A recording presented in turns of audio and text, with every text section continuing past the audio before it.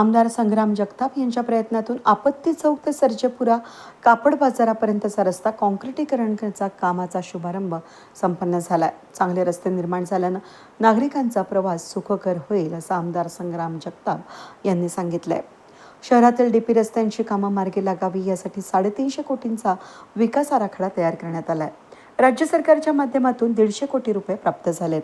त्याबरोबरच नगरसेवकांच्या मागणीनुसार 150 कोटी रुपये मिळाले असून माध्यमांमधून शहरातील विविध भागांमध्ये रस्त्यांची कामं सुरू असल्यानं नागरिक स्वागत करत आहेत। विकास कामां मंजूर होऊन विकास कामांचे नारळ फोडण्याचा आग्रह नागरिक करत आहेत। आपत्ती चौक ते कापड बाजार हा रस्ता अत्यंत खराब झाला होता, त्यामुळे नागरिक त्रस्त झाले होते।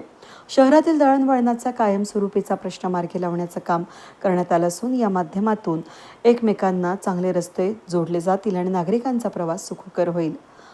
व्यापारीकरण देखील वाढलं जाईल आणि आपत्ती चौक ते कापड बाजारापर्यंतचा नवीन रस्ता करण्यात येणार असल्याची बातमी आमदार संग्राम जगताप यांनी सांगितली।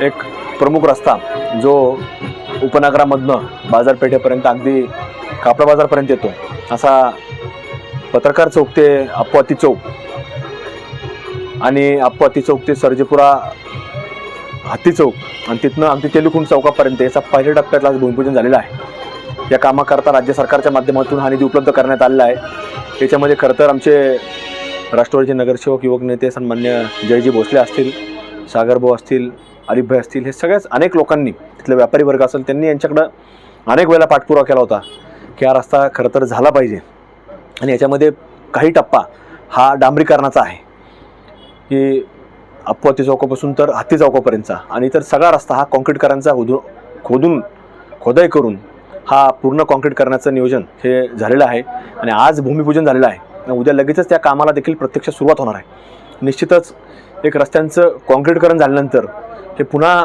जसं आपण पाहतो की पावसाळ्यामध्ये दुरावस्था होत असते, तर एकदा एक काँक्रीटकरण झाल्यानंतर पुन्हा रस्ते खोदण्याची वेळ येणार नाही, कुठेही त्याला पावसामुळे अडचण येणार नाही असं नियोजन या ठिकाणी केलं आहे। असंच खरं तर सगळ्या नगरसेवक मंडळांनी पुढाकार घेतला पाहिजे आणि त्याच्यातनं ह्या पाठपुरावा करून राज्य सरकारकडनं हे वेगवेगळा निधी उपलब्ध करून आज खरं तर या कामांना सुरुवात होत आहे। मनपूर्वक मी सगळ्यांनाच अशा पद्धतीने आपण काम करत राहा, आपण सरकार दरबारी प्रयत्न करून निधी आपल्या नगरपर्यंत आणत जाऊ आणि आज सगळेच हे आज लोक बोलू लागलेले आहेत प्रत्येकाच्या मुखातनं।